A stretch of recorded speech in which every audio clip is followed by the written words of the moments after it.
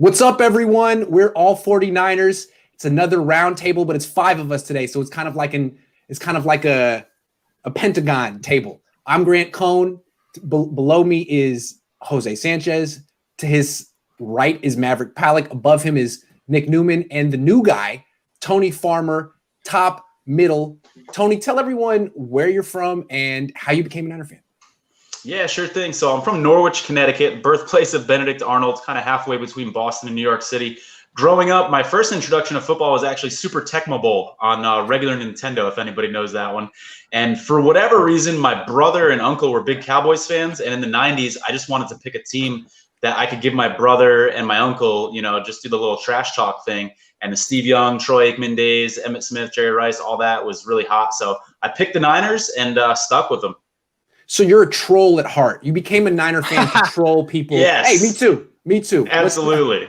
Let's Absolutely, go from there. for sure. So that's great. Today is a trade deadline special. It's coming up in 2 weeks. The Niners don't know if they're buyers or sellers yet. They kind of need to see what they do the next 2 games. But news came out yesterday afternoon that Dante Pettis already is on the block. And my question is, have the Niners mismanaged his career, or is his failure something that Dante Pettis needs to take 100% ownership of? Tony, why don't you lead us off today? Yeah, let's start with the special teams duties. First of all, there I say absolutely. The guy he's gotten some opportunities, obviously, to return punts, but I would argue he hasn't really gotten a good opportunity to consistently be in that role. How do you go from being that successful in college, literally one of, if not the most successful return guy in all of college, and then you get to the NFL level and don't really get those looks and those opportunities? And I hear the arguments that, he's not bulked up enough, he's too small to do it, all this stuff. But when you've had that level of success in college, and it's not like a Tim Tebow situation where it's the system that he's in. he caught the ball and he ran real fast and dodged a lot of guys and had success doing that. So I think that's some evidence there that that the 49ers have not had faith in Pettis for a while. I'm putting myself in the middle. Nick, you're next. Good answer, Tony. That was a strong debut, but now you're on the left. What's up? Yeah. To piggyback off of Tony, is Pettis as a returner at Washington, it seemed like a lot broke his way.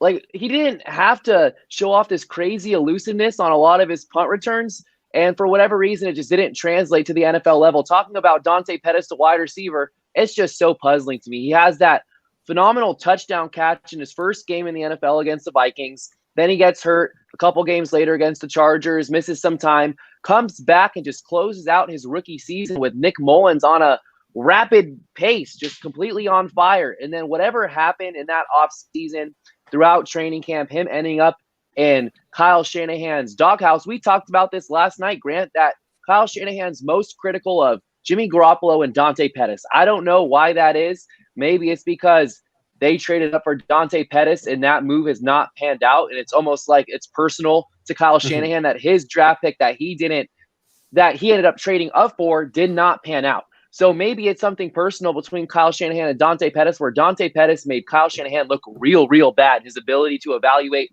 wide receivers. And he's been in the doghouse pretty in an unfair manner, in my opinion. So I do think his career has been mismanaged. It's been tough to watch because he's a guy that had a lot of potential, and we've seen it with Nick Mullins closing out his rookie year. I do think it's kind of personal. You ruined my credibility to scout this position. It's not, I can scout it. It's your fault. There might be something to that, Maverick. We were talking a little yesterday. It's kind of mean at this point. That's what we said yesterday is you just got to move on, cut bait. I think Dante Pettis is a really talented player, not necessarily second round pick talent level right now, but he's pretty much at the same standing where he was at Washington. He still has a lot of room to grow with, and I think it's just a type of thing. People keep comparing it to A.J. Jenkins, but this is not like A.J. Jenkins. Dante Pettis caught a ball. Dante Pettis caught passes that won games. Yeah. He just needs to change the scenery, and I think he'll get back on that second-round pick trajectory. Yeah, I think he's been widely mistreated. Shanahan just too quick on the trigger on that one. It's like, how do you know what you have if just, You dropped one ball. You didn't do one thing right. Get back on the sideline. Like what? What are you doing, man? You invested high draft capital, and this is why the 49ers have that's wide receiver since Kyle Shanahan and John Lynch took over. They've invested the most draft capital at wide receiver than any other position. It's like wide receiver, then there's a gap, then it's like defensive line. And we all know how much they love that defensive line first round pick and just investing all around, including free agency. But yeah, I thought it was just way too quick. Especially like from what we saw in training camp, Grant. I thought like, all right, well, he looked good. I think he was warranted. Sure, he didn't dive for the football, but it's not like many stars are diving for that football anyways against the Cardinals. Right. Why didn't you just roll him out there when you needed him? Deebo Samuel was out. It just doesn't make sense to me. Oh, it actually makes sense to me because, he's kind of petty like that. Kyle Petty Shanahan, that's what he is. It's going to be his nickname going forward with the way he is. So, it just didn't do him justice. Is Pettis like, was he a little bit of a reach, as I saw someone in the comments said? Sure. But, come on. You're not really doing him justice, not really giving a well-balanced breakfast in terms of a game plan.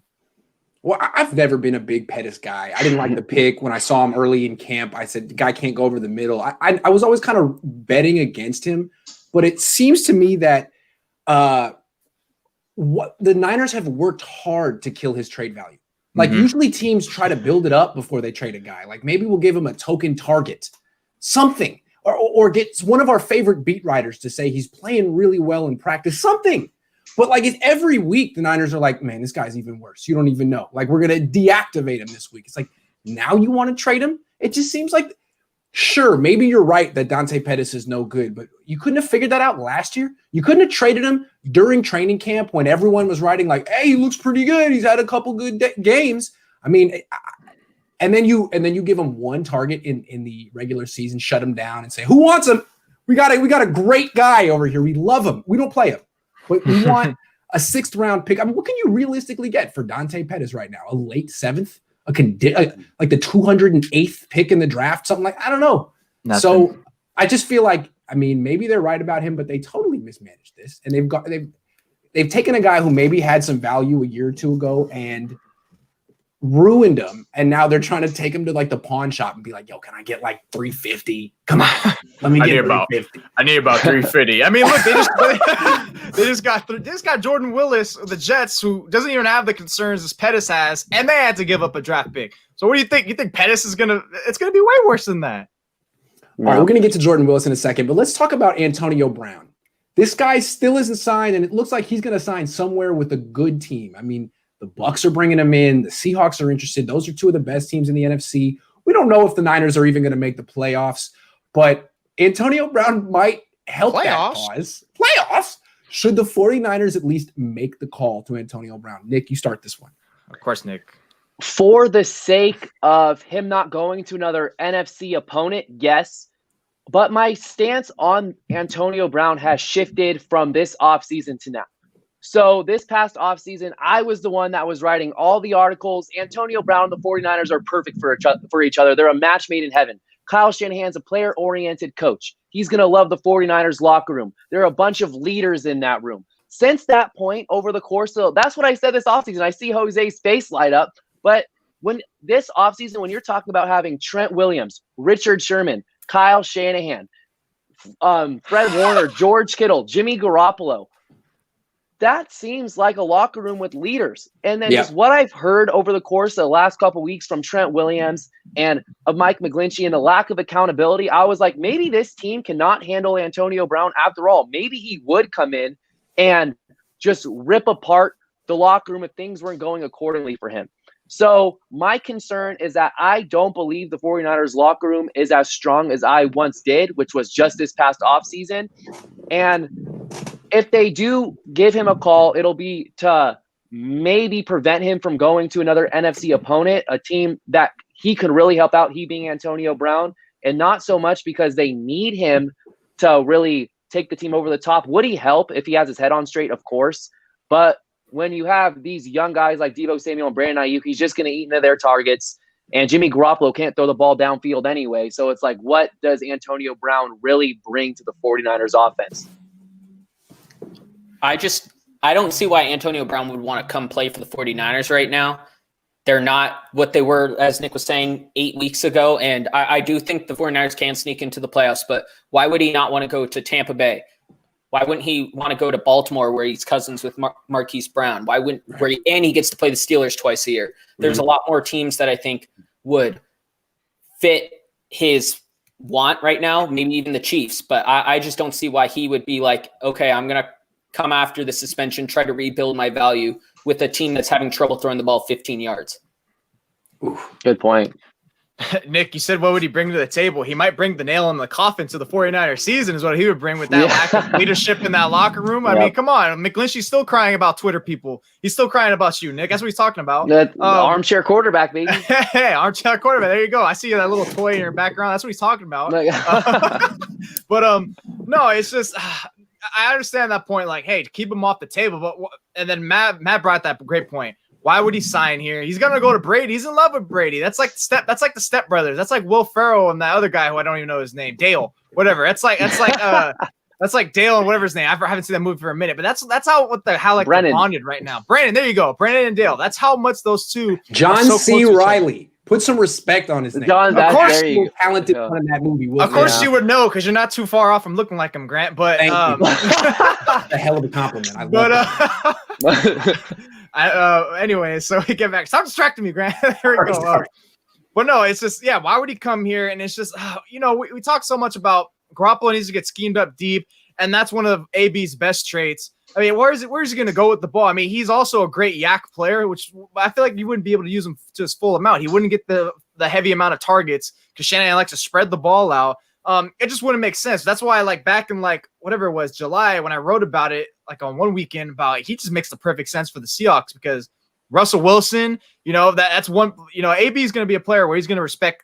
The only way you can tame him, or at least keep him tempered off, is with a great elite quarterback that he respects. Why do you think he wanted out of Oakland? Derek Carr's not that player. Eventually, Big Ben eventually got under his skin. Why do you think he wanted to be so much with Brady? Exactly. He's still chasing Brady's tail even now. So I mean, it's just I feel like with the Bucs is a done deal at this point, personally to me.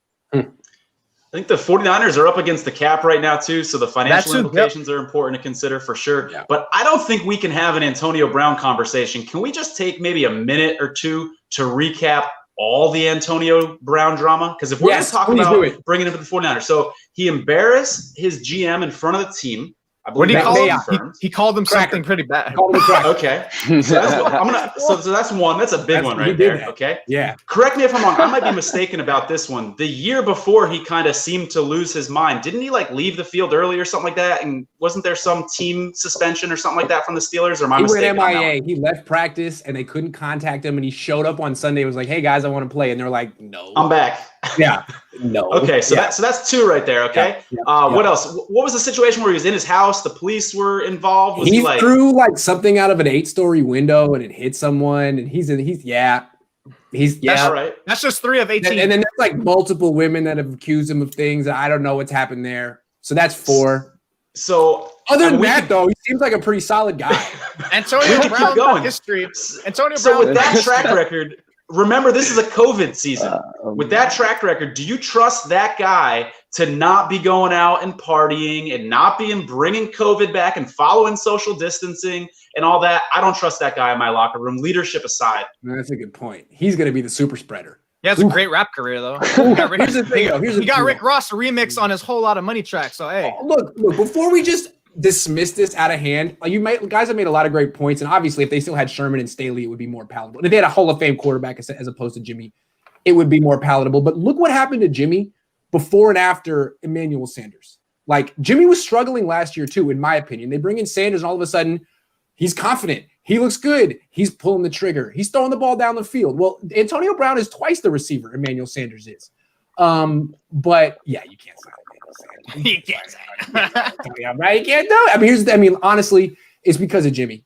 I think that Antonio Brown would respect Kyle Shanahan because I think offensive players respect his X's and O's acumen. But you think Antonio Brown wants to come here and run 8 jet sweeps a game and catch 2 passes? No. No. And again, as Maverick said, the Niners aren't good enough to even really entice him at this point. If the Bucs are interested, he's going to Tampa. So it's almost like maybe they should have got him when they had the chance, or maybe not. Maybe he just wasn't a good fit for them after all. I can't, again, if he didn't respect Derek Carr, how's he going to respect Jimmy Garoppolo? I mean, Jimmy Garoppolo has a certain je ne sais quoi that people like, but right now he is just exudes timidity. He does. I'm sorry. All right, let's move on to the next topic. Should the 49ers trade Kayla Witherspoon? Tony. In some ways, he's the perfect trade piece for a team because, like Pettis, he's somebody that was highly drafted, obviously very talented, and another team may have had a high draft grade on him and might have some value in him. I think the emergence of Jason Verrett absolutely makes Kayla Witherspoon expendable. There's an argument out there. I think Grant may have been the first one to say it. Is Verrett better than Sherman right now if Sherman was healthy? And I think there's a very strong chance that that's the case. And if that's true, where is Kayla Witherspoon now on your depth chart? He's 4th on your depth chart. I think we might talk about this a little bit when we talk about the Willis trade, but the 49ers draft capital next year is not great. They lost a 3rd-round pick with the Trent Williams deal. They're going to be up against the cap. They're going to need resources next year. And so I think there's a very strong argument to be made for letting Kayla go out the door. Yeah, it's a strong answer, Tony. What do you think, Jose? I'm going to say no because you don't know when Verrett's probably going to get injured again, which he might. I mean, you can't trust him. It's like, all right, he's looked elite. All right, let's not forget this guy gets injured every year, all right? It's never a question of if. It's a question of when. Just Jimmy Ward, Tart. It's never a question of when, but if. If but when. And look, now they're both hurt simultaneously. So I think for that case, at least you want to keep him just to avoid another Brian Allen situation. Protect Kyle Shanahan from himself, which he still might make that stupid decision because that was ugly. That was atrocious. Like, what are you doing? You're telling me you're protecting Jimmy Garoppolo, but you held off Kayla Witherspoon until you realized, hey, this is a bad move. I got to put him in there. Yeah, you protected Akello, but you threw Jimmy out there. There we go. So protecting Akello for what? All right, dude. Yeah. Like, come on, Kyle. You just went like this. You just butted heads with yourself. So that'd be the main reason. Other than that, does he have value? I think maybe a little bit. I think he has more than Pettis. You'd be like maybe a 6. That might be high. But I'd entertain the idea, sure. But unless someone somehow, some way proves themselves to be valuable in the depth chart, you're gonna have to ride with the killer at this point. I love the phrase somehow, some way. It always makes you think of Snoop Dogg. Maverick, you're up. You're up. Like Jose was saying, if you can get a 6 or a 7, I'd consider it, but there's just not enough depth at the cornerback position, safety position until we see what Motley can really do. I think you got to hold on to every single quarterback on your roster because if it gets to the point where Dante Johnson and Brian Allen are the 2 cornerbacks, that's automatic losses right there. You can't let that happen. And I know a lot of people are anti Kayla Witherspoon, but once they saw Johnson and Brian Allen giving up touchdowns, 49er Twitter was all over Kayla Witherspoon wanting him back out there. Yeah. No. Baby, come back. So we're just going to write off Brian Allen like that. Okay. Oh, come on. No, guys, remember, it was Robert Saleh's fault. Yeah, it was Robert Saleh's fault. Nick, what do you think? Yay or nay? If the depth were a little more in the 49ers' favor, yes. He has an expiring contract. You ideally want to get something in return for a guy you're more than likely not going to bring back anyway, unless the 49ers sign him to like a 1-year contract that they might do with Solomon Thomas just to have them be that depth piece on the defensive line as a cornerback. So if the depth were there, I would say yes, try to get something in return for Witherspoon. But since it's not just like Jose and Maverick we're talking about, you're one player going down from having Brian Allen have to enter the game or Dante Johnson. And for that reason, you can't bank on the health of Jason Verrett and Richard Sherman. You can't do that. So for that reason, I think Witherspoon, just because he had a good start to last season, a 6th round's not enough. If we're getting up to like the 4th, 5th round range, yes, I'm pulling the trigger for a 6th. There's just too much risk to pick up an additional 6th round pick. So for that reason, no, I'm not trading Kayla Witherspoon unless you're wowed with an offer. I'm so glad I get to answer last because you guys make all the great points and then I get to sit and think about it and make the even better point. No, to me, it seems like you guys are both right. I mean, you need draft picks. Kayla Witherspoon's a prime candidate. You need corners. He's the one guy keeping you from the Brian Allen level. You're stuck. So what do? You don't trade him. You don't make a decision yet. You see what happens the next 2 games. If you lose the next 2 games and you're 3-5, trade him. Your Yep. season's over. It's a good Forget point. it. Go to the Brian Allen level and lose as many games as you need to lose and get Trevor Lawrence or whoever. But if you win one of the next 2 games, either one, I don't think you can make the deal. I think you need to keep Kayla Witherspoon because when you trade him, you're saying, I don't care if we have to play Brian Allen. I don't care. It doesn't matter. And that's hard to do, even though you desperately need draft picks. So I think I'm hedging. If they lose the next 2 games, yes, trade Kayla. If they win one of them, you got to keep them. Unfortunately, as much as you would like that late 6th round pick. What, Jose? What, Nick? Wait, Grant. Go ahead, Jose. Grant, I think Grant, they're already tanking. That's why the fire sale started. They're trading Dante Pettis. Exactly. So, hey, this is something that I was thinking about earlier, and it's Dante Pettis and Kayla Witherspoon. They're like the same version of each other as far as where they stand with the organization. Oh, yeah. And they're both 2 guys who the team spent a 2nd and 3rd round draft pick on, so day 2 draft capital. And this is something I tweeted out today. If you look outside the defensive line position and other draftees that didn't step in and were solid players right away, the 49ers have had a very rough time developing players like Kayla Witherspoon, Dante Pettis, Tarvarius Moore. It's like, why is it that these guys who just don't step in and are starters right away can't get to a level where they're at least contributing? I was going back and forth with a couple people earlier. They said George Kittle. Okay. George Kittle's a superstar. How much of that is because of the 49ers actually developing him, and how much is it just based on the fact that he's George Kittle? Drake Greenlaw. How come the Niners can't miss with their day 3 picks, but day 2 so hard? Like, yes, you know? but it's like, and then you look at DJ Jones. He plays defensive line. Though, luckily, if they were able to develop undrafted free agents, where would this team be? Because guys that they actually invest in, Tarvarius Moore is this close to becoming Kayla Witherspoon and Dante Pettis. It's like, why is this guy not a priority to get on the field? And now it took both starting safeties to finally get Tarvarius Moore on the field, assuming he plays this Sunday. You don't even know if he plays because Shanahan's not revealing what he's doing, supposedly. That's true. But if he ever gets on the field, I think he'll be an upgrade over Jimmy Ward. I do. Jonathan Cyprian's probably going to play over Tarvarius Moore, and it's going to be like, what the hell's going on? Yep. Really? I don't think so. We'll see. No, I wouldn't be surprised, though. Who knows? We'll see. All right. Okay. So I said if the Niners lose the next 2 games, I think they should trade Kayla. Let's stick with that hypothetical because it could happen. If the Niners lose the next 2 games, should they start selling? And if they should they sell? Should they trade Jaquiski Tartt? And of course, I say that because he's a free agent at the end of the year, and he's good, and he can get you something. I mean, Akello brings you a late 6th. Tartt can get you what? A 3rd? A 2nd? Yep. Yeah. I started talking about this a couple weeks ago on the Faithful Fanatic pod that if the 49ers were 2 games under 500 around the trade deadline, you have to look to move on from expiring contracts, guys that you know you're not re-signing, so you get something in return for them. It's like what you do at baseball every year in the MLB around the trade deadline. You try to give up guys that have value because they're contract. It's a 1-year rental, basically, right? Right. So let's say the biggest name I'd look into potentially trading is Trent Williams. If this team is 3-5, if you can get a 2nd round pick or 1st round, probably not a 1st round pick, but a 2nd round pick for Trent Williams based on reputation more so than play, you look into that. You don't have to pay him the $15 million. The only question is who's going to step in and play left tackle next year. Could it be Justin School? Maybe you give Justin School an 8-game trial run to see if he can play left tackle next year. You're saving a lot of money that way. And then, so that's possible. If this team's 3-5, why not look to trade Trent Williams? Tevin Coleman, if he's healthy, try to get a 5th, 6th round pick for a running back needy team. Keep going. There's Jaquiski Tartt. I like Tartt more than Jimmy Ward. They signed the wrong safety, in my opinion. They should have gave Tartt his contract extension, let Ward walk, and then plug in Tarvarius Moore, who you drafted in the 3rd round. And he played 1 snap in the last 3 weeks. That's enough about Tarvarius Moore.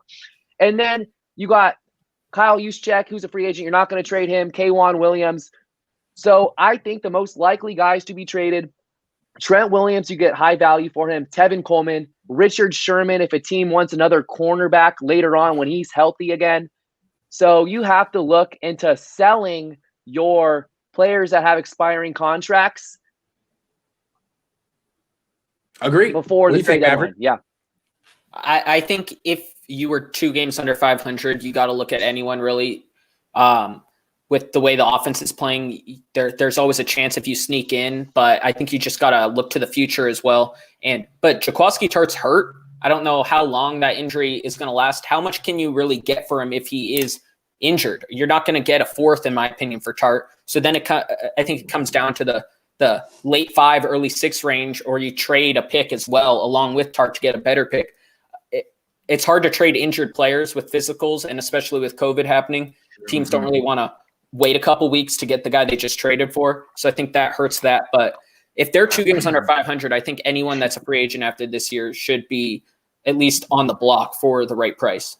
Maverick brings up a really good point. Real quick, Jose, what you could interpret is that the Niners are saying, well, he's borderline. We don't know if we're going to trade him or not. Let's hold him out and keep him and make him as healthy as possible just so it's a viable option. And I don't know if that's what the case is, but I would suspect maybe. Jose.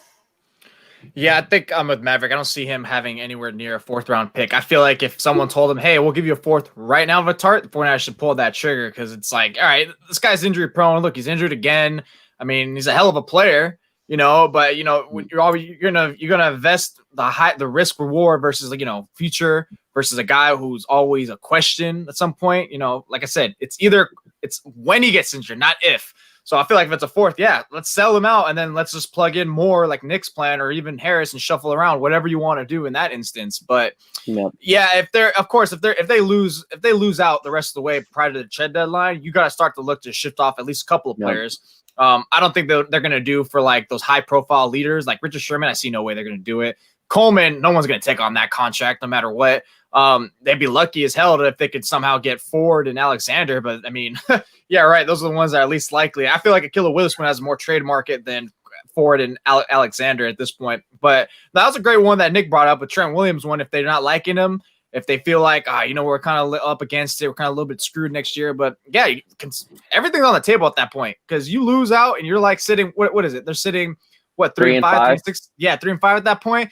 You're not coming back. I mean, sure, it's like, there's a 7th wild card now, but I mean, come on. Then you're going to make their exhaust all options to lose the first wild card game or second. Yeah, at this point, everything's going to be on the table at that point if they lose next games.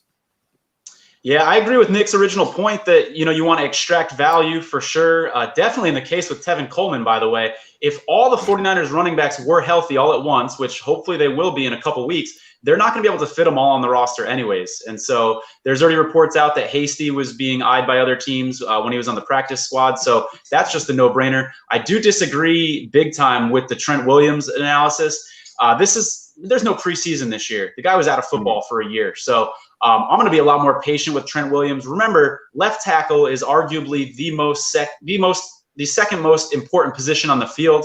Yep. And so when you've got a guy like that's got an all-pro history, I have all the confidence in the world he's going to get back to being an all-pro.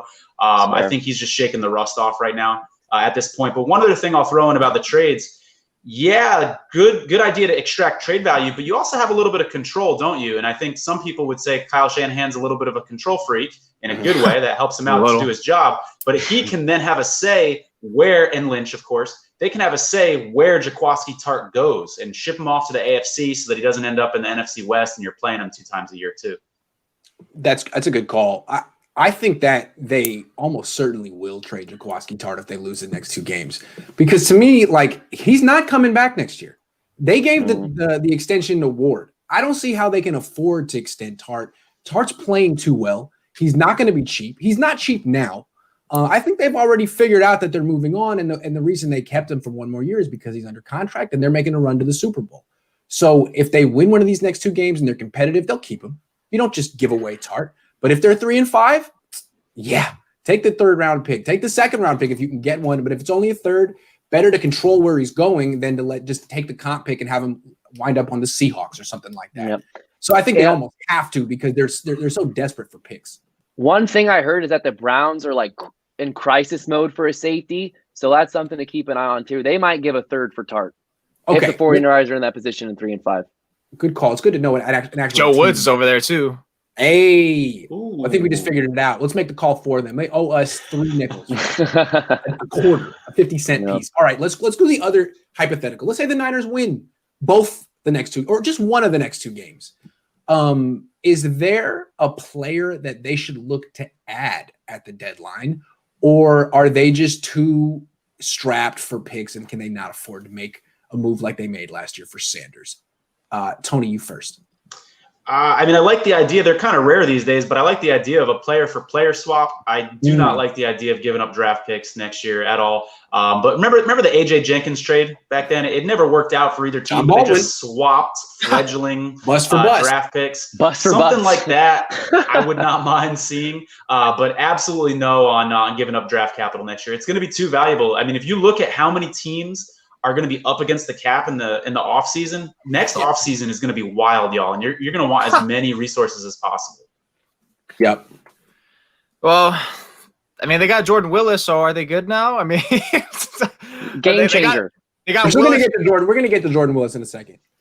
I'm honestly not even sure who's out there that's going to make sense cap-wise, who's going to be like, a late-round pick-wise, because at this point, I feel like they kind of exhausted this year's trade hypotheticals from last year for going after Sanders.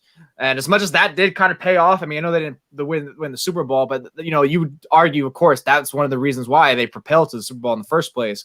But, I mean, the real trade out there, and I know Nick's going to talk about it, I'm not going to say too much about it, is why didn't you find out about Marcus Golden in the first place? That's the one I just saw this morning. I just thought, wow, Nick's going to be pissed. I mean, yep. I'm like, where was this at? It's like either John Lynch is not poking around or he doesn't have enough connections. Back to Arizona, right? Back to Arizona. But they gave up a 6th-round pick. A six-round pick. So, I mean, that's fine for the 49ers, I guess. But like we just said, they always hit on 3 picks, so maybe they like those. I mean, I don't know. It was just bizarre. I'm not sure. Like I said, I'm not sure exactly who they're going to get or what the position needs going to be at that point. Because just like 2 weeks ago, we're figuring out about the secondary. Now, all of a sudden, in my opinion, the secondary is their best, is their identity. They are pass coverage defense now. So, I mean, I don't think they're going to trade for anyone. I've seen one trade on all over Twitter, which is kind of like the A.J. Jenkins, Jonathan Baldwin trade, is the John Ross for Dante Pettis. John Ross runs, a 4.2 140. That would stretch the field, but that doesn't really... Almost as fast as me. Yeah. Shut up. I don't know if that helps anything, really. The guys I wrote down right before the show were Brian Poole. He's the slot corner for the Jets. He had a good game last week. He's a 4.9 cap hit, so that's a lot, but... I mean, if depending on how long Kayla Williams is out for, that could help. He's familiar with the system. He was with Atlanta when Shanahan was the offensive coordinator there. So I know Dan Quinn has a similar system as Saleh. And then Jamison Crowder is a big cap hit, but he's on a team going nowhere, and he could help fix that slot. That's just if they really feel confident at 5-3. At 4-4, there's no way they should take on that salary. And then the last one is a guy I like coming out of the draft, who has pretty underperformed so far with Washington, is Fabian Moreau. And I think he's UCLA. Worth a flyer if Washington is willing to just get rid of him. I agree. Good call on Fabian Moreau. I like that one. What's up, Nick? I'm with Tony on this one, where you can't afford to give up draft capital. There just isn't enough draft capital in next year's draft. And then looking at Maverick's idea, or an idea that's been floated around by many, the John Ross for Dante Pettis swap, that's very enticing. That would be a huge pickup for the offense, just having the speed, not so much his ability to stretch the field, because we know where Garoppolo stands with the deep ball, but just having that additional speed element in the 49ers offense would be exciting. If they want to make moves, like they picked up Jordan Willis, but why not make a call to Clay Matthews like we've been saying for months now? Like, that's what they should do. Try to find free agents who have been is Larry Warford, I know he said that he was going to sit out this season due to COVID. Can he change his mind? Can he come back and can he sign with the team? Because I'll look him up. Like, right? Go on his Twitter DMs or something. Be like, hey, Larry, can you change your mind for us? We're struggling on the interior of our offensive line. But seriously though, there's free agents out there that you don't have to pay any draft capital for, and you can just sign them, and it's not so much of a burden on the future. Okay, I have a name. Look, you guys are right. They really it sounds so irresponsible to trade a draft pick for a player, but say the Niners win the next 2 games and they're at 5-3. After just beating the Patriots and Seahawks on the road, and they have as much momentum as any team in the league, that thinking we can win the Super Bowl this year. It's just that our center is Hronis Grasu. And we don't know when Weston Richburg is coming back. We don't know what's up with Ben Garland. Can you get Alex Mack? He's got 1 year left on his deal. He's got a $10 million cap hit, but if you get him at the midway point, it's more like $5 or $6 million. He's good. He's only signed through 2020. He knows the system. He's good, as opposed to Grasu. So it sounds like it would be so irresponsible, and the Niners probably shouldn't. But if you're at 5-3, I feel like you almost have to make an irresponsible decision. You almost have to. But I don't know if he's even available or good anymore. I don't watch the Falcons that more. He's a name that I've heard of, and I know he used to play for Sherman. So I can't watch the Falcons because those jerseys are ugly. Terrible. And I don't know what Alex Mack would even cost, but it seems like the Niners just have such a glaring weakness at center that even if they do squeak out wins going forward, it's a problem. They're not you can't take him seriously unless Hronis Grasu. I mean, you would know more about him than me, Maverick. He's a former Oregon Duck. He was okay as a zone read blocker, but I don't know if that translated into NFL success. But another guy who's probably going to start this weekend, Eric Magnuson with the Raiders. They have all their offensive linemen back. That's who I said they should, when they signed Grasu, that's who I thought they should bring in. Not saying he's better than Garland, but I think he could compete with Grasu at center. And we'll see if that was the right decision, not bringing him back in the fold. Okay, final topic on trades, and then I have a couple more non-trade things. What do you think of the trade for Jordan Willis? Had you ever heard of Jordan Willis? Was it a good move or was it a weak move? Who's up first, Nick? Yep. I don't mind a move for Jordan Willis. He is a very athletic guy that it just hasn't translated to the NFL level. He was the Big 10 player of the year, Big 12 player of the year. Oh. Defensive player of the year, Big 12. He has a lot of upside, but to be completely honest, I'm more excited about getting that 7th round draft pick in this year's draft than I actually am to see what Jordan Willis can do on the football field. Like, you have Deion Jordan. You've already invested or signed a player that is extremely athletic. That's what he is as a pass rusher, which is just like Jordan Willis. So I don't really think Jordan Willis is going to bring a whole lot to the table. He just has a lot of upside, and maybe he'll benefit from playing next to other really good defensive linemen. But Jose already talked about it. Marcus Golden, that was the guy that was so gung-ho about the 49ers signing this offseason. He's traded for a 6th round pick. He would be the perfect replacement for D Ford if this team decides to move on, which they should move on from Ford next year. And they completely whiffed on that opportunity. So it's whatever. Jordan Willis, whoop-de-doo. That's where I stand with it. It's whatever, Jordan Willis, whoop-de-doo. The comment of the day. Maverick, what's up? Is that what you titled this stream? Yeah, it's whatever, whoop-de-doo. Yeah.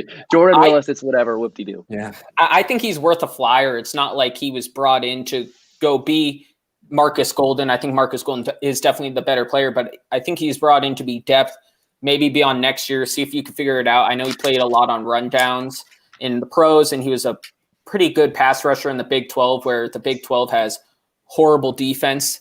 And I think he can be a decent depth piece. I'm not saying he'll ever start, but it's similar to kind of what Deion Jordan was going to be on this team before they brought in, or before Nick Bosa got injured and Solomon Thomas got injured, is a depth piece. See if you can unlock something he wasn't shown before. And worst case, you cut him after the year and you didn't really lose anything.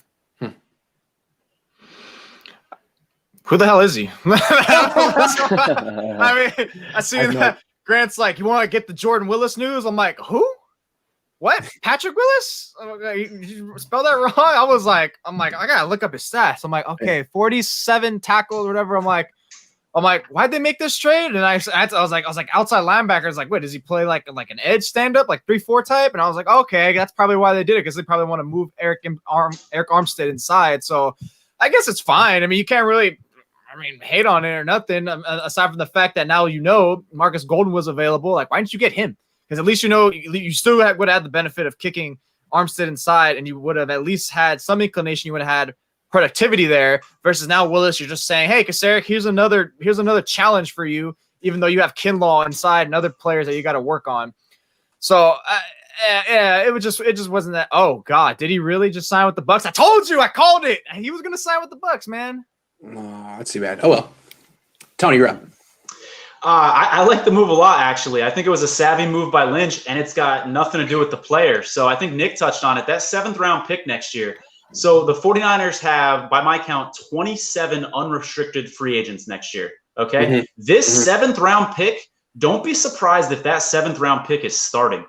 I mean, they're up against the cap. They've got 27 undrafted free agents, and I think like 35 or 37 free agents in general, restricted free agents, et cetera. You see teams in the draft do it all the time. During the draft, they trade for a pick that year and then 1 round later the next year, and they're happy to do it in the middle of the draft. I think there's foresight on the 49ers part, and they're happy. They would trade those 2 draft picks right now. Don't forget, it's the Jets. Their pick in the 7th round is really a late 6th-round pick, isn't it? And I think the 49ers think that they're going to be winning the next couple of years. And so I know it sounds crazy that you'd trade a 6 for a 7, but I think the 49ers would be happy to trade those 2 draft picks, and then the player is just the cherry on top. I was going to blast the trade. I didn't like it at all, but I hadn't considered anything that Tony just said, and he just makes a great point. So I'm going to defer to Tony. To me, I was looking at it as, I mean, it's a weak move because you're kind of like straddling the fence of, are we buying or selling? We're not really doing either. But I like the angle of getting the pick. That's something I hadn't considered, and it's something they need. So Tony wins this round. All right, let's keep it pushing. The next question is, let's go to Jimmy Ward, and then we'll go to Jimmy Garoppolo after that. Guys, shocker. Jimmy Ward's hurt again. I know it's terrible. It never happened. What? No, he's hurt, no way. and it could be a while. He's got a calf strain. A quad strain. And the Niners really love Jimmy Ward. Kyle Shanahan has said he would wear Jimmy Ward's jersey on the sideline during games if he could. The Niners let DeForest Buckner go in part so they could keep Ward. They felt, sure, Buckner's a little bit better than Armstead, but would you rather have Armstead and Ward or Buckner? So Ward was a big part of this equation. Now he's hurt. And my question to you guys is, did the Niners mess up re-signing Ward? Did they overvalue this guy? And are they kind of getting what they deserve right now? Let's start with you, Tony. I think it all depends on Tavarius Moore. And I know that you're a fan of his, Grant.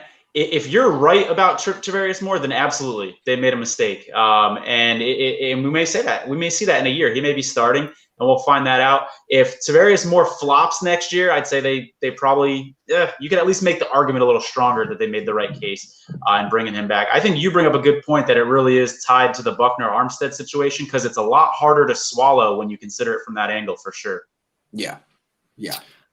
I wouldn't say that they overvalued him per se. I think that's a great point that Tony said. You wait to see if Moore flames out or not, and then that'll be a real rubber stamp right there. But I think the reason why it still was a fine move was because they weren't going to utilize Buckner the way the Colts were. We've talked about it already. It's like, oh, look at Buckner dominating the same, if not better. It's like, well, then they were just using him to be the lightning rod, to be the honey for the beast, to scheme all over him, take on those double teams and let everyone free up. So it was a good move, but you're not really using him optimally. It's like, hey, this receiver can run a deep threat, but let's just give him jet sweeps the whole time. So I still didn't mind the move at the time. You needed more players, you need to retain more players. But I don't think it wouldn't have been too bad of a move either if you just let Tavarius Moore out. The fact that what was it, Nick? Those stats, he's played 6 snaps in 3 weeks. He's one snap in the last 3 weeks. That's terrible. All right, that says enough to me that they're showing all right, we just like this guy. But it's also that they feel. Whatever. I don't actually know what I kind of don't know how to feel about it because why wasn't he getting? We've seen those dime packages where last season where they would put more in, and in a year where you have no pass rushers, your linebackers are falling off again. Why don't you use a little bit more of that? However they feel it, they clearly don't feel too highly about Moore at this point. So I still wouldn't say it was a bad move yet. I personally would have rather them look to re-sign Tart at the time, lock him up, rather than go for Jimmy Ward. But I think that the question about Jimmy Ward is how many times he gets hurt. And as we see, Jaquiski Tart also gets injured a lot. So if that's the guy they want to roll with, they better start scheming and using him more. I think they kind of let him do his thing. But if he's one of your highest paid players, you need him to make plays. And they need more interceptions from a safety getting paid that much. Let alone be healthy. Nick, you're up. Wow. Initially, I didn't mind the move too much because I like the concept of having continuity with your safeties and your secondary in general. But this move, the signing of Ward, has all the potential to age extremely poorly. It compromised the growth and development of Tarvarius Moore. He's not even seeing the field after he picked off. He played 5 snaps in the Super Bowl, deflected 2 passes thrown by Patrick Mahomes, and had an interception. Like, you would think after that sort of performance in the greatest stage of them all, your 2018 second-round pick would have a larger role in 2020. Nope, they go with Jimmy Ward. I'm with Maverick. I like Jaquiski Tartt more. They should have locked up Tartt because as a single high safety, he does not create enough turnovers, he being Jimmy Ward. And I do think that it was the wrong decision in hindsight. I think the Niners got straight up played. They got played. I mean, nothing against Jimmy Ward, but that was a classic contract season push. I mean, he never stays healthy. He always misses 5, 6, 7, 8 games a year. Not 5, not 6. No, 6. And then in his contract year, he puts it together and only misses 3 games out of 19. How many times have we seen guys do that in their contract year? And then teams want to be like, we believe in him and we like the guy and he's had these things in his past and we want to, and it's like, oh, it was so obvious. So yeah, I think the Niners got straight up played. And the fact that this came at the expense of DeForest Buckner, who never misses games and is younger than George Kittle, makes it particularly hard to swallow. But he could miss 2 games and be back, and then I'll give him an apology. But not yet. But the 49ers value injured players, Grant. Why don't you understand? That's why they signed Ezekiel Ansah. They signed Ezekiel Ansah instead of Clay Matthews. Like, wait, Matthews, you don't have significant injuries? We can't sign you. I said I was going to get to Garoppolo. I'm going to sneak one question in before we get to Garoppolo because I want to finish on that. God. Go ahead, Maverick. One thing on Jimmy Ward, just love looking back on old drafts. Do you know who's been a pretty good corner this year is Bradley Roby? Do you know who's picked the pick before Bradley Roby in that draft? Jimmy Ward. And the 49ers could have used a lot of corners in the last 5 or 6 years. And Roby was a free agent a couple of years ago. They could have had him. He wasn't expensive. All right, but let's move on. Let's stick with corner, though. Who are the 49ers starting cornerbacks going to be next season? Starting with Nick. Emmanuel Mosley and then blank. It'll be Jason Verrett if he's healthy, if he's able to stay healthy this year and healthy going into next season. I believe Richard he might come back this year, but I don't see any reason to re-sign Richard Sherman next year. It would be an unnecessary move. So you're looking at Emmanuel Mosley, potentially Jason Verrett, or maybe a first-round pick, second-round pick used on a corner, or maybe a free agent. But I don't see Richard Sherman being a starting cornerback for this team next year. What about K1? What about in the slot? Well, of course, Kayla Williams in the slot. I'm talking He's about. A free agent, yes. Okay. He's a free agent, though. Yeah, but I'm not saying really. No, that's a good point. Have they really missed Kayla Williams over the course of the last couple weeks? Like, there hasn't been a huge fall off, at least a noticeable fall off between Jamar Taylor and Kayla Williams yet, and that's kind of surprising because Kayla Williams has a reputation of being one of the best slot corners in the game. But I do think but Kayla Williams generates a lot of turnovers, so based on that, they should re-sign Kayla Williams, have him play inside the inside corner spots, and then you have Emmanuel Mosley, then Jason Verrett, or a newly acquired cornerback. Okay. My answer depends completely on who the defensive coordinator is next year, because if Robert Saleh gets a head coaching job, Dan Quinn. Yeah, well, then it all changes. The scheme might change entirely. I don't know if they want to go Chris Kosterick getting promoted, if they want to hire Dan Quinn, if they want to get someone else in that situation. But I think Emmanuel Mosley and then insert the other one. God, I hate this question, but I'm gonna cop out and say Nick too. It's Emmanuel Mosley and then blank and blank. You want me? Where's my crystal ball at, man? Oh, he doesn't like my question. This is such a Grant Cohn question. How am I supposed to know who the starting cornerbacks are going to be in next year? Hold on. Yep. Sorry, you're right.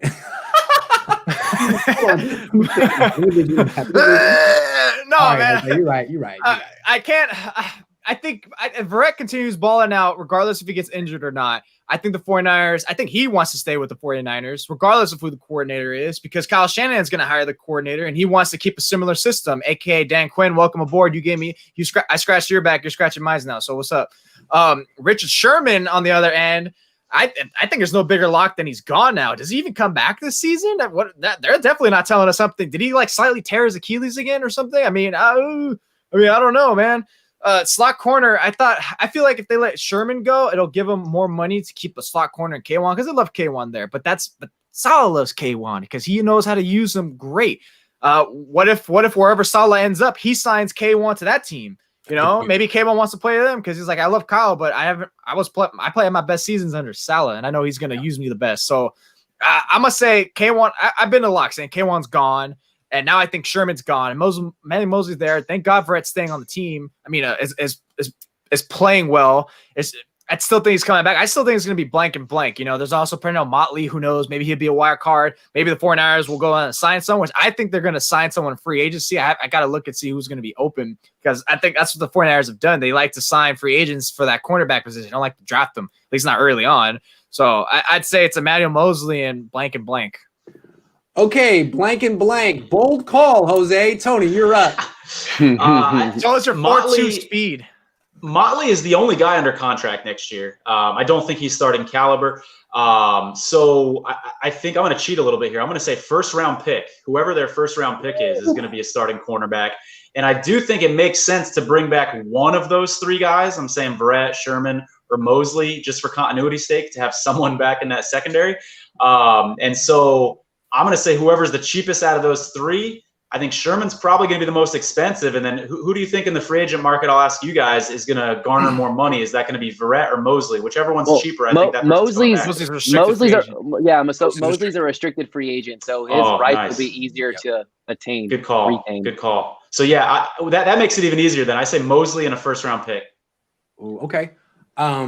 It should be Mosley in a first-round pick. I always love the idea of spending a first-round pick on a cornerback. I always advocate for it. The Niners never, ever, ever do it. They haven't spent a first-round pick on a corner since Mike Rumph? Ahmed Plummer. No, Rumph was after Plummer. So 18 years. And so this is a philosophy that spans way more than just John Lynch and Kyle. It's almost like a Parag Jed. I don't know what it is. So I'm thinking the Niners are going to stay with Jason Verrett and Emmanuel Mosley if they're healthy. If Saleh stays and Verrett doesn't get hurt, I think they love him. I think they like Emmanuel Mosley a lot too, and they detest the idea of spending first-round picks on corners. And I don't know why. But so I'm going with those two, and I think they would bring Kayla Williams back because, as one of you mentioned, Saleh loves him. Saleh's favorite thing basically to do is the nickel blitz. He loves that. I mean, having Fred Warner showing blitz over here and then, nickel blitz over here. It's like he loves doing that. So I can't see him giving up K1. Those are going to be the corners next year. All right. Starting corner is going to be Emmanuel Mosley and a free agent they signed. Oh, now you want to have a bold prediction. Okay, nice. You didn't see me to the side. I just grabbed my ball right here. It was talking to me. No, I think they're going to stick with Jason Verrett. I think they love Jason Verrett. They put in a year of – they invested a year of rehab into him, and it paid off. Let's talk about Sherman real quick before we move on to Garoppolo. Sherman, I'm going to talk about Sherman. Sherman, I think it's pretty clear if he had multiple years on his contract, maybe he'd be coming back. But the fact that, it seems like the fact that he's a free agent coming up, he needs to be very careful. I don't know what he's doing, but if I were him, I wouldn't come back and possibly tear my Achilles so I could give it a go with the Niners, who aren't committed to me past December. So I think that might be part of it. I don't know if he's necessarily on the verge of hurting himself. He might just be protecting himself so he gets another contract. And I think everyone kind of expects it's not going to come from the Niners just because Verrett has played so well. Let's move on to Garoppolo, and they're not going to trade him, I'm pretty sure, at least now. What I want to ask is, do you think Jimmy Garoppolo misses playing for the Patriots? It's a Grant question. Jose, get your crystal ball. But Tony, I want you to start this one. Yeah, I'd say no. If the 49ers start losing, and maybe you could argue they're starting to lose now. But if they have a couple seasons in a row where they're not above 500, yes. But if you want to know if Jimmy Garoppolo misses playing for the Patriots. Let's just ask some former Patriots players who have been in both organizations. What did Cassius Marsh say? I mean, he didn't have good things about the Patriots culture there. What did Wes Welker say? I mean, he did not enjoy playing for Bill Belichick. And I know it's a very different situation because those are guys that clashed with Bill, and Jimmy obviously was adored by Bill and got along with him. So it's a different situation. But I think Jimmy's enjoying the culture in San Francisco. I don't think he's going to miss New England unless the Niners start to lose. Are you saying at any point trade him over there, or he wants to go over there? Does he miss it? Does he miss it? Does he miss playing for the Patriots deep down inside? If you had an honest moment with Jimmy Garoppolo, would he say, God, I wish I was still in New England playing for Belichick? Yeah, I can see him saying I still miss it. I kind of miss it, but I'm like, I'm cool where I'm at too. Because he's such laid back, like carefree. True. That's why I can't envision him as a leader at all. When people say, "Oh, he's the man in the huddle," he probably just says stuff. It's like, all right, guys, let's get it. Like the old cliche, like, come on, guys, let's get it. I could picture it. And if I was a receiver, if I had a quarterback like that, I'm like, all right, you're just saying that. Shut the hell up. We don't believe you. All right, I'm just gonna go play. I'm gonna go run this route. Just throw the ball where it needs to be, not behind me. But freaking, I think he certainly does miss that. I think he does miss being there. I think he did know that it was gonna be his rightful heir to Tom Brady. And I feel like he's secretly like low key, kind of like, oh, I love Tom, but he was kind of a little bit, of a D. He wasn't really too. I'm not trying to say it right now, but okay, appreciate it. Yeah, I think he does definitely miss it because of what Bill, because it's where he got his start, and he spent years and years, and I'm pretty sure he hunkered down with Bill and Josh McDaniels, just studying, like just prepping.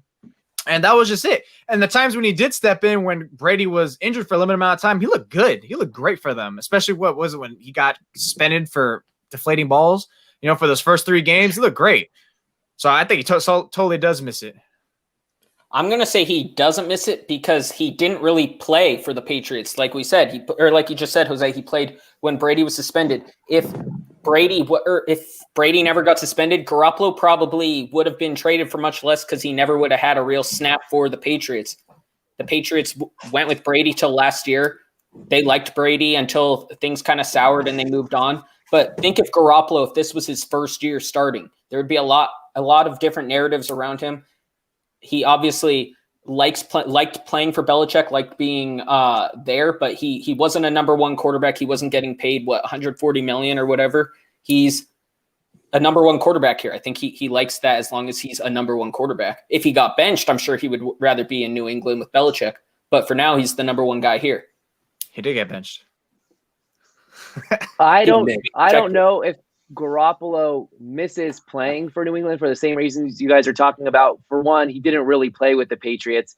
And I agree with Tony that he enjoys the 49ers locker room and the camaraderie. I think he misses having that coach-quarterback relationship that he had with Bill Belichick because he doesn't have it with Kyle Shanahan. Kyle Shanahan's overly critical of him, is just riding his ass all the time. So I think Garoppolo misses that component. So no, I think that's what I was going to say. Here's the reason it popped in my head. I asked Jimmy yesterday. I said, Jimmy, it's so clear that Bill Belichick loved coaching you. You can hear it in his voice when he talks about you. What did you like about playing or having been coached by Bill Belichick? And you could, first of all, he calls him coach still. He calls him Coach Belichick. He does not call Kyle coach. Kyle is Kyle to Jimmy Garoppolo. And maybe that's not a distinction, but as someone who calls his dad, I notice when people call their dads Frank or, Tom, it's like, oh, no respect for you. Okay. Hey, you guys are a modern family. All right. And it's fine. And hey, maybe Kyle likes being called Kyle and doesn't want to be called coach, but just the way that Jimmy talks about Coach Belichick, I think Jimmy loved the idea of being handpicked by the greatest coach of all time, being anointed as the heir apparent to the greatest quarterback of all time. That's heady stuff. And then right when you think it's about to be realized, about to be a reality, you get traded to San Francisco, a 1-10 team, and the head coach doesn't really warm up to you after 3 years. And is always kind of like, yeah, but. And over in New England, he's like, I really liked him. I wish we could have kept him. I think there's a part of him that feels a little like life could have been so much less stressful in New England. But I don't know. Maybe if he goes in and beats New England, he's like, hey, I'm glad I'm not there. You guys messed up. I'm sure you guys miss me. Check me out in San Francisco. So maybe you could go either way. But just listening to him call him coach this week, I was like, ooh.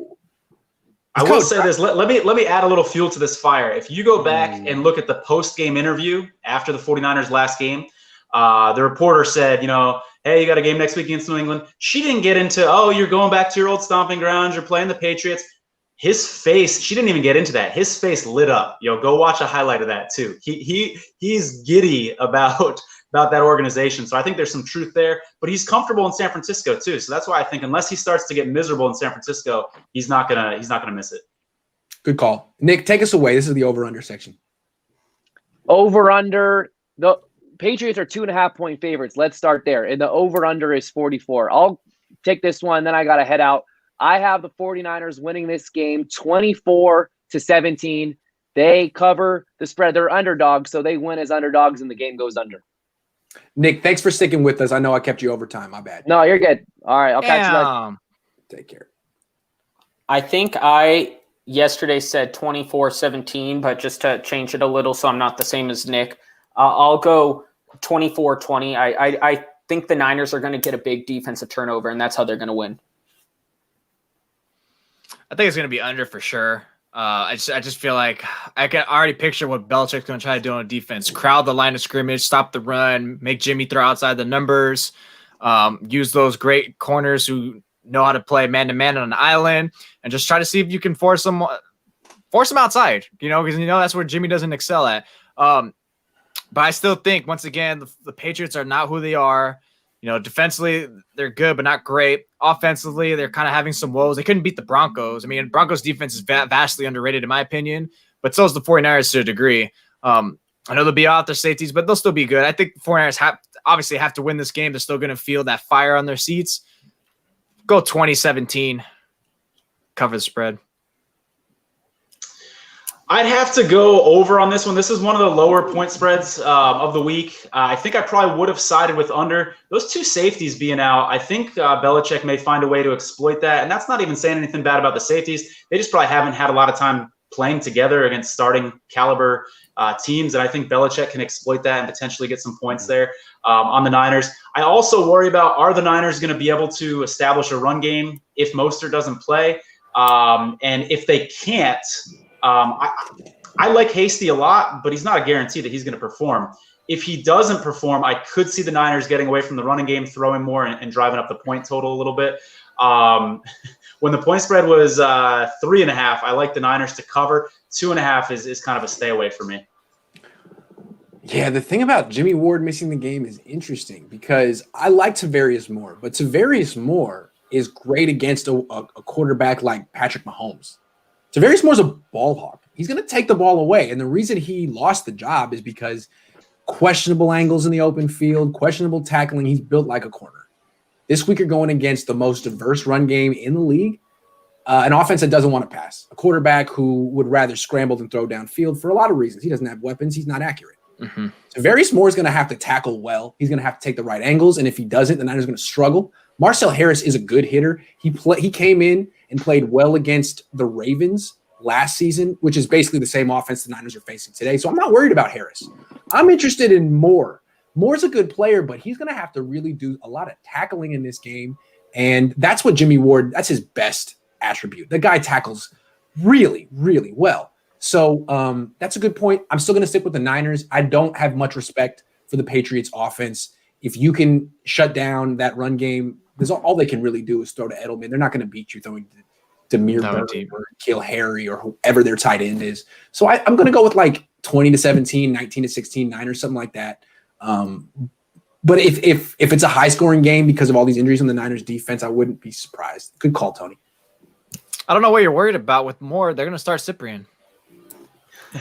Good point. Maybe they should. I mean, if Moore can't tackle, and you got to play an offense that's going to run the ball 45 times, interesting. Maybe that'll be a plan B. Well, one thing on that Cyprien thing is when Tart was out last year, didn't Ward start playing a little more strong safety and Harris play a little back? Yes. So in that scenario, if it's Moore and Harris, they both are more comfortable playing back, wouldn't you say, not playing that strong role? So couldn't that be how Cyprien does get on the field a little more on rundowns? Perhaps.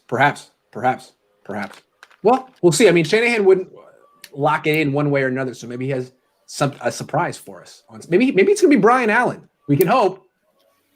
Guys. Maybe it's going to be me. Yeah, it's probably going to be you. Tony, good debut. Your money. Appreciate it. Thanks for coming on. Maverick, Jose, you guys are great too. And all the people in the comment section, except for that one guy I had to put on timeout 5 minutes ago. You are. We'll see you guys Sunday. Have a great weekend.